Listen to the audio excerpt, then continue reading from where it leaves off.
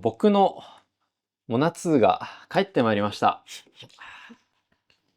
というのも、直近、半年ぐらい前に登場して以来、多分、めっきり姿を見せていなかったんじゃないかな、数ヶ月くらいと思うんですけど、新井くんにちょっとね、託していたんですよ。ちょっとなんか全然繋がんないよみたいなことをちょっと相談したところ、ちょっとまあ見してみろみたいなね、ところで、新井くんに見てもらっておりまして、まあそのモナちゃんが無事に帰ってきましたというところですね。まあ新井は、過去多分2、3回ぐらい動画に出てもらってますね。沖縄旅行と無印良品は俺は覚えてる。そっかそっかそっか。じゃあ2回だわ。2回です。同い年なんで、結構ね、しょっちゅう会うんですけど、まあそう、なんで新井くんに、モナ2についてちょっと相談したかっていうと、なんて言えばいいんですか？俺もね、これは悩ましいの。なんか、新井って何っていう、このモナ2において。モナ2においてで言うと、ヘビーユーザーなのはわかる。まあヘビーユーザー。割とユーザーなだけよ。あ、そうなの？そう、ユーザーで、なんだっけ、キーケットか。キーケットでは、販売の手伝いもしましたけど、基本的にはそこで手伝いをしたぐらいなもんで、それ別に中の人ってわけではない。中の人ではないんだ。ないないない。今、これ多分映ってると思うんですけど、これは、だってもうさ、これはだってさ、その正規品とは違うわけでしょ？違いますね。コピー商品みたいな、模造品みたいなこと？いや、モナ2に限らず、その自作キーボードってかなりその開発者が他の人もみんなワイワイ自作キーボードで楽しもうよみたいなところがあって、このケースのデータも公開されてます、GitHub に。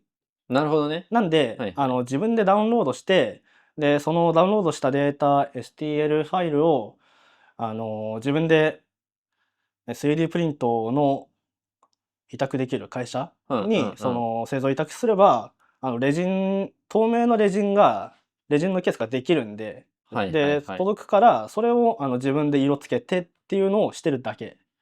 これすごいよね。レジンか。そう、レジン。いやー、すごいね、透明感が。こう自作キーボードっていうのは、なんかこう生産性で語るのは野暮だと思ってる。いや、まあまあまあ、俺も趣味だと思ってやってるから、そう。別に、肯定も否定もするとかではなく、もうシンプルにこれはこういう楽しい、まあ、道具です、おもちゃですみたいな感覚なんだけど、まあ、あくまでそれはかなり俺は、まあ、ミーハー寄りの意見だと思ってて、もうズブズブの沼の人からして、なんかこう、この沼に引きずり込む、なんか訴求ポイントっていうのは、モナ2とか自作キーボードあるんですか？自作キーボードとか分割キーボードにそんなに興味なくても、その今さ、流行みたいなの来てるわけじゃん。でそこでその興味ない人が聞く話は、まあ、若干古代広告感もあるんだけど、でもおおむね正しいの。その左右分割して、肩が開くから、なんかこう姿勢が良くなるみたいな。肩こりが減りますみたいなこと言うと、ちょっといろいろ法律がどうこうみたいな話もあるんだけど、そういう効果を実感する人がいるってのは事実だと思うし。まあそうだね。私実際、俺なんだっけ、よく読むメディアでターザンっていう、なんていうんだろう、あれは、まあ、マッチョな雑誌がまあわかるわかる。そうそう、健康とか、ウェルビーイングとか、まあ筋トレとかも含めたそういうメディアがあるんだけど、そこで紹介されてたからね、なんか、デスクワークでおすすめのアイテムとしてオフィスチェアとか、もうちょい医療っぽい道具と一緒にホルニックスが紹介されてた。意味わかんないな。だから、そういう、なんかこう、効果を認識してるというか、まあ、特に持ってない人で、そういうもんだと思ってる人もいるんですよ。もう本当にエルゴノミクスキーボードの一個として。分割してることは、絶対にメリットになる。ああ、そうだね。まあ、なんならその、マジックキーボードを2個使ってこうやってもいいのよ。ああ、いるね、そういう人ね。だから分割してることは、大前提としてモナツだけが正解じゃないっていうのもあって、だからそのモナツがその初心者としてにそのおすすめしやすくはあるんだよ。その完成品で売ってるから。はい、完成品で売ってるところ。売ってるところと、まあその今こうなんだろう、注目されている、これは必要だよねっていう要素をおおむね満たしているところ。トラックボールもそうだし、その無線であるってこともそうだし、ロータリーエンコーダーがあるとかね。これ、俺、正直なんか使いこなせてる実感がなくて、この、なんだね、ローレットみたいな、なんですかね、これ。このくるくるくるくるして、まあ、基本はその、ページのスクロールとかができる、あれですけど、俺これあんま使いこなせてる自信がなくて、これのメリットは何なんですか？俺はこれスクロールでしか使ってないんだけど、はいはい。使いこなさない。そこのかな、なんかその、みんな使いこなしてる感じがあるじゃん。てか使いこなしてる人たちしかツイッターとかで出てこないじゃん。それはね。これはじゃあ別にいいよ、普通にスクロールだけ使ってて。ああ、いいよ。スクロールだけで。俺だってスクロールでしか使ってない。でも、やっぱこれの方がいいんだ。そう。洗い的には。やっぱその、普通のロータリーエンコーダー、そのノブみたいなやつって、その、一回一回クリック感があるじゃん。カタカタカタカタカタみたいな。カチみたいな。そう。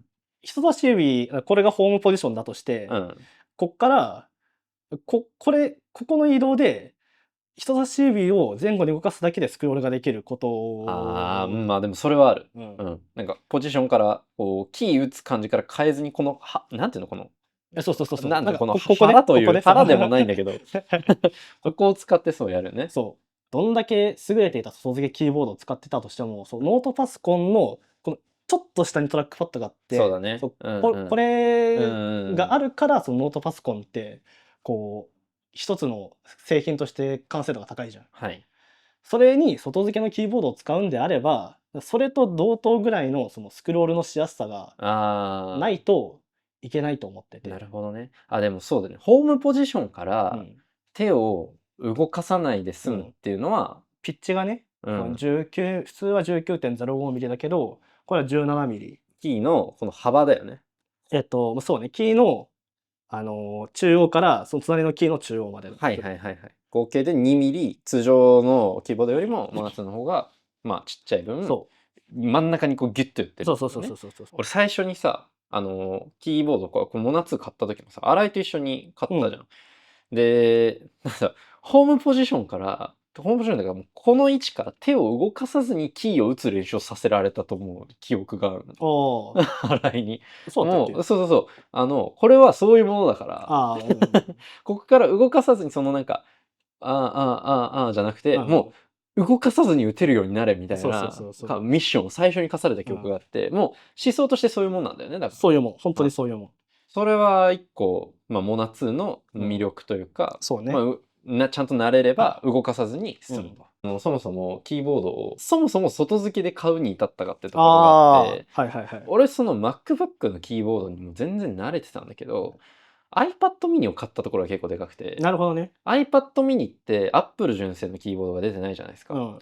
だから、まあ、サードパーティーでいろいろ模索したんだけど、なんかもう使い慣れないというか、もう、Apple 畑で育っているから、もうマジックキーボードみたいなやつ、マジックキーボード、マジックトラックボードみたいなのが結局正解なんだけど、もうこれでも別に iPad mini とこれを持ち歩くのも嫌だし、あれマルチ接続みたいなのできないじゃん。マルチペアリングできないから、と思って、じゃあもうめちゃくちゃかっこいいやつを1個、もう Mac でも iPad でも、もうそこにもう体をそこに合わせようと。なるほどね。その型に指をしようっていうので、まあキーボード探しを始めたんだけど、なんだかんだその時に自作キーボードとか分割キーボードの波が来てて、ちょっとこれ挑戦してみようっていうので、さっき言ったモナ2に行き着いたんだよね。なるほどね。まあ僕がですね、モナ2を手にしたのは去年のあれなんだっけ、東京キーボードエキスポかな。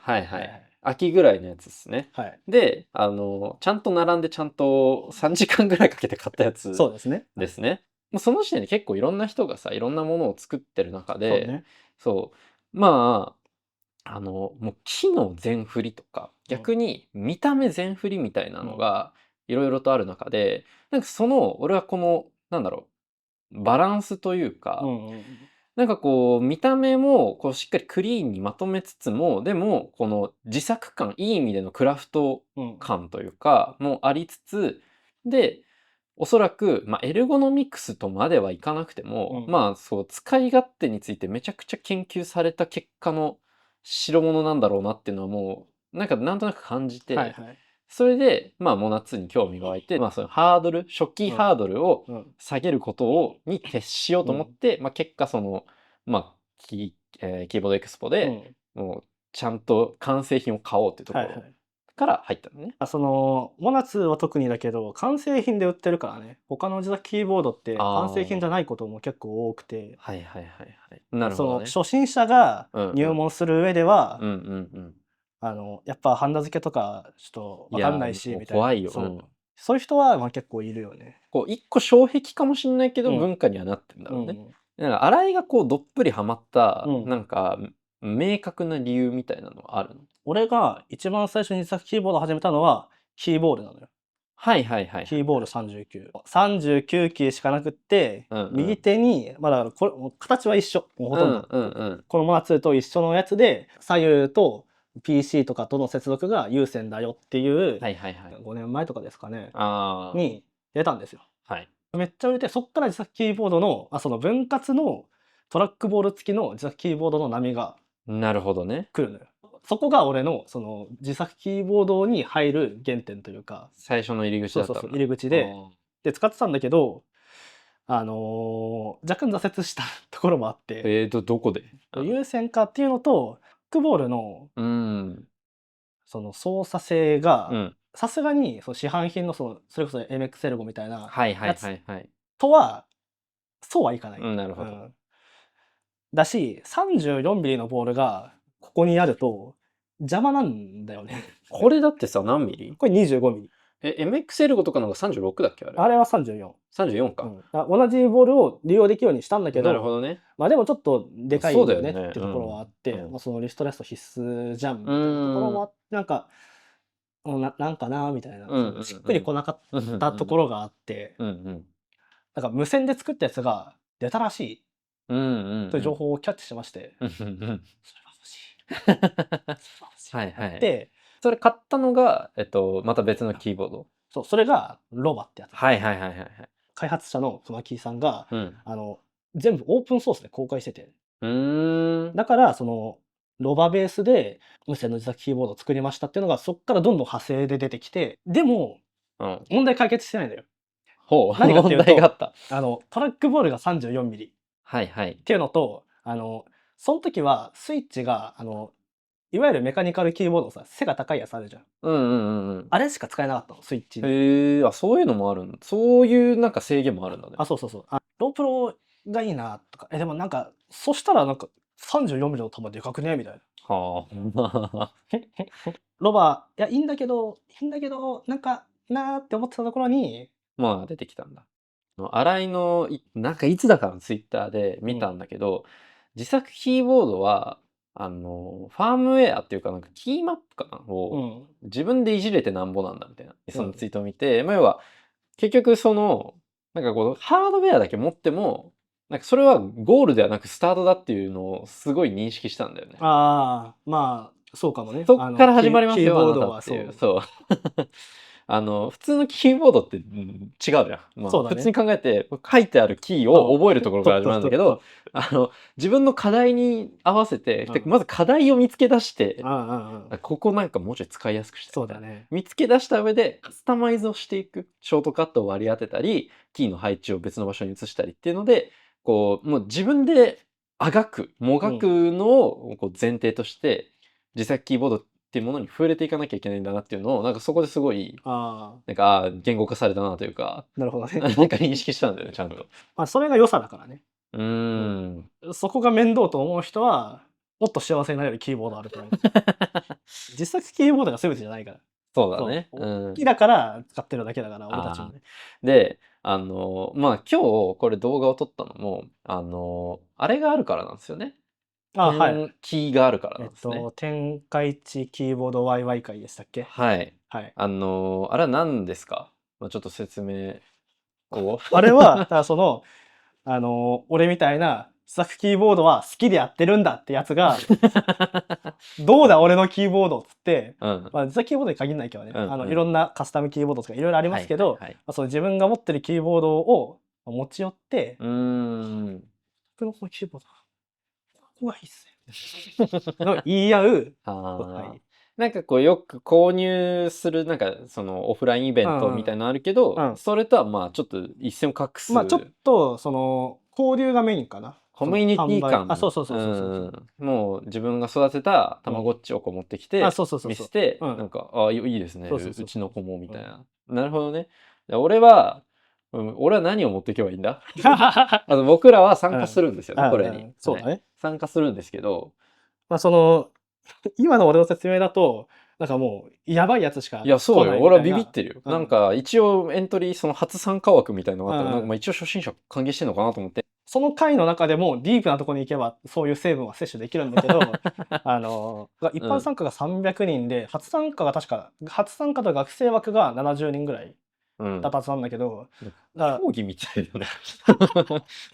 天気をやってる運営の人たちも閉じたコミュニティにしたくないんだと思う。そうどこの界隈にもさ、まあね、古くからいるやつが新規をこう拒否する。そういうのじゃなくて、それこそ持ってかなくてもいいし、別にキーボード見て回るだけでも全然そうっていう、だからキーボードに興味があるんだったらちょっと覗いてきてよみたいな、そういう回だから。じゃあ俺なんかも全然むしろもう見に行くようなつもりで行けばいいんだね。今回だから俺が持ってきたキーボードはこの2つだけだけど、もういろんなのあるから、いろんなのあるからまず使わなくていいと思ってるから。なるほどね。もっといいのがある可能性もいろいろ見てほしいですね。それこそさ、キークロンの新しい分割キーボードが見れるみたいなのがリリースされてるんですか、公式で、情報で。そうですね。あれはどうなんですか？どうなんですか？なんか期待値。期待値は相当高いと思いますよ。企業が出すトラックボール付きの分割キーボードは初めてだと思うので、トラックボールが付いた無線の分割キーボードをキークロンが出すってことにかなりね、もう大手中の大手だし、キークロンランチャーはだいぶカスタムキーボード畑の人も満足できる UI だし、設定内容も割と豊富だし、ちょっとネイププロ俺いじってないからまだ分かんないけど、ジェスチャーとかも対応してくれてるし、多分それは今の分割キーボード発表されたやつでもできるようにしてくれるんじゃないかなとは思ってますけど。それも触れるんだね。触れるらしいね。ちょっとそれは楽しみですね。その天気は残念ながら多分もう応募枠はもう全部埋まってます。埋まってますね。だからちょっと申し訳ないですけど、これを見て行きたいってなっても、今回は来れない。けどあれ年に3回って書いてあったよね。そんぐらいのヒントでやってる。だからまた次回とか全然数ヶ月後にはありそうだし。あと8月だか9月だかに東京キーボードエキスポがありますから、多分ここに出すんじゃないかな、キークロン。なるほどね。分かんない。前出しちゃったっけ？でも多分出すんじゃないかなと思うから、そういうキーボードのオフラインイベントって意外とたくさんあるんで。オフラインイベントで熱量を感じるところからね、行ってみても結構面白いんじゃないかなとは思います。喋ることになるかどうか分かんなかったからさ、後出しするんだけどさ、何これ？いくつかあります。僕今これここの列とここの列、このキャップ違うんですよ。これとこれちょっと触ってみ。どういうこと？ここ俺のこれとこれが違うってこと？そう。なんかせり上がりが強い。そう。こっち側に高くなってんだけど、いる？こっちの方がいいという結論なんですね。そもそもキーキャップが違うんだね、これね。そうですね。それを忘れてた。これモナ2ではあるんですけど、自作キーボードをさらに自作でカスタマイズしてるのが、この荒井式モナ2で、そうだね。リッチキャップでしたっけ？リッチキャップです。リッチキャップっていう、ちょっと波打ってるキーボードが、キーキャップになってるんですよね。これは動画でも俺は触れた記憶があるんですけど、これの要はアップデートバージョンってことですか？アドオンというか。アドオンオプションというか。これ何がいいんですか？だから、はっきり言ってさ、マジで数ミリ数度の違いじゃん。2ミリ左端が高いです。これはそれによって何が変わるのかって。でも、2ミリの差って、横列ね、奥側がさ、高いじゃん。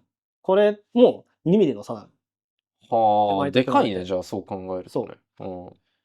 それで、でもさ、2ミリの差で打ちやすいって思うわけうでしょ。んうん。ちょっとこう、要は、ここが腕が支点なんで、こっち側が。どうしても遠くのやつの方が、ね、長く感じるんだよね。この指とキーの距離が。それがちょっと詰まった感覚があって、なんかこう、より、なんかこっちは波打ってんだけど、感覚的にはなんかフラットに近い感覚になった感じがあるんだよね。そうそうそうそう。なんか指の動きから見ると、はい。その、距離が近くなって、その、ここのフラットなキーキャップと同じぐらいの、なんか感覚で、遠さで打てるんじゃないのって思って作ったなるほどね。のが、そのリッチキャップだけど、それって、その、前後の、その、動かしもそうだけど、横もそうじゃんっていう話で、はいはいはい。こっちは、その、遠い方を取なるってもらほどね。ってきてるんだよね。ああ、ここ引っかかったりしないの？そこを多用する人は、だからやんない方がいい。ああ、なるほどね。だからそこはオプションではある。まあ確かにここはサブ的なちょっと役割を担わせることが多いわ。そうそうそう。なんあか、まあちょっと多めに使うんだけど、まあそんな、そのなんか文章を打ってる時に使わない記号とあ、かなるほど。でしょここって使う。うんうん、そうだね。こういうのはさ、なんか使ってて思いつくんですか？あ、でも、リッチキャップは、てか俺、フラットなキーキャップがあんま好きじゃなくて。いや、もうまさにさ、こんなマジックキーボードなんて、うん。まあマジで、そう、まあなんもないですよね。傾き、そう、筐体の傾き自体はあるけど、そのキーキャップ自体は、まあフラット。はいはいはい。なんだけど、でもその高さのあるメカニカルキーボードって、まあ、チェリープロファイルっていう、ほうほう。いろんなプロファイルあるけど、その、行に応じて形状が違うのよ。へえ。キーキャップの。はいはいはい。それロープロでもやればよくないって思ってなるほどね。やりました。なんかさ、それが、その、リッチキャップの、これ、チルトセットなんだけど、はい。チルトセットね。話なんだけど、ちょっと2種類あって、またアドオンが、はい。まあ、アドオン、じゃあ、こっちから。クリア。こういう青好きだよな、こいつと思って。一応、そのレジンの。なんかさ、彼女みたいなプレゼントの仕方するの。こいつこういうの好きやな、みたい青で作ったのは、な。売ったりしないんで、あげようかなと思って。ありがとちょっと汚いな。う。僕、そう、それこそ差し色で青をね、こうやってね、使うの好きなんですよ。アクセントつけるんだったら、親指か、まあまあ、ホーミングのさ、キーさ、まあ、この出っ張りつけてるけどさ、ちょっと分かりにくいとこあるじゃん。あ、これも色にしちゃうってこと？そう、素材が違うからさ、手触りが違う。そうか。そう。そうか。見た目の視覚的な情報だけじゃなくて、もう触覚的にも違うわけね。だからまあ、その2種類で。もういよいよ俺モナ2からなんかさ、ここまでなんかこう洗いに育て、もうだってさ、ほぼ洗いが育てたこうモナ2みたいになってる。そうやな。離れられないようになってきてる。っていうのがもう1個。で、まあ最後の1個が、こういうのがありますよっていう。何これは？これは、なんですかこれ。19ミリのボールに乾燥する。ちっちゃいね。そう、25ミリ、コロフィットがその25ミリのやつだけど、これはね、開発者の一人のさゆさんが販売してる、その19ミリボール乾燥キットみたいなやつの、そのケースとボール、で、ここまでちっちゃくすると、大体キーの高さと一緒になるんだよ。本当だ。まあ、引っかかりがだいぶ減りそうな。そう。重さが18グラムぐらいある、ボールだけで。確かに、重いっす。そう、重いでしょ。重いっす。重いと、ベアリングが回んのよ。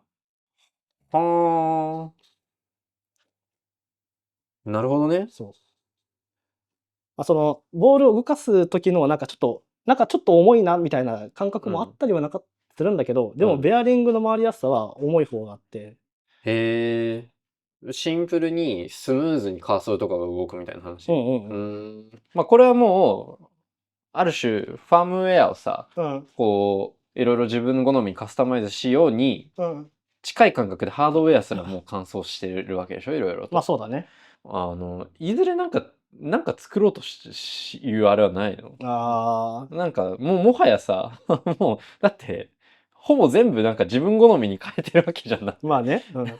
でも、俺も、一時期、ちょっと自分でキーボード作って売っちゃったりしようかなと思ったんだけど、考えれば考えるほど、モナ2で良くないってなっちゃって。もうそれだけこれが完成されてんだ。そうそうそうそう。俺的には、これが最適解でいいんじゃないかなって思ったところから、モナ2の外見をいじるところに走り始めた。なるほどね。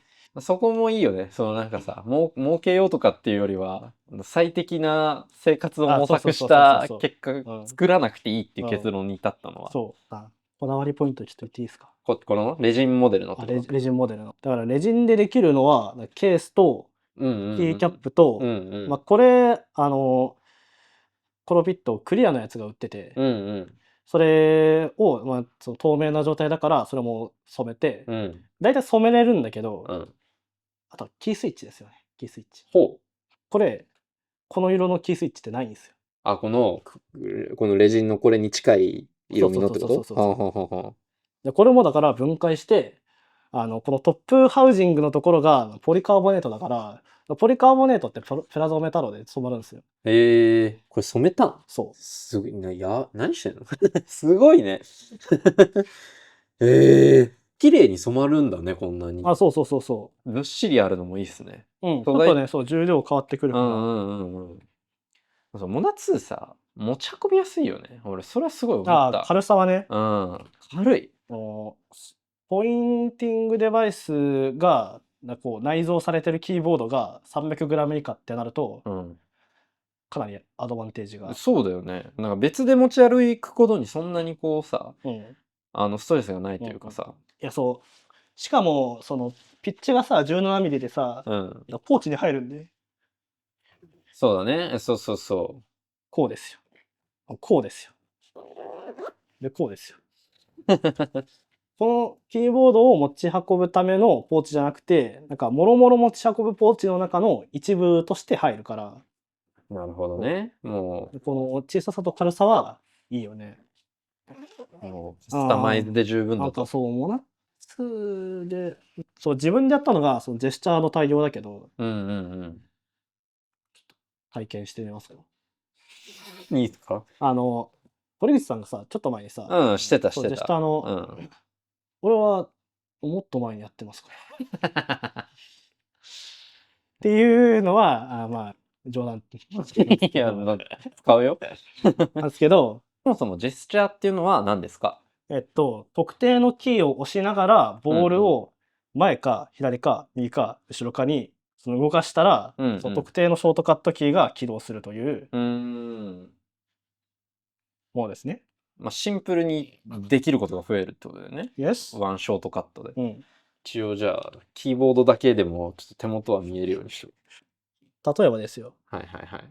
これを押しながら、これ左にやると。このずいのね。そうね。キーを押しながら、こっちか。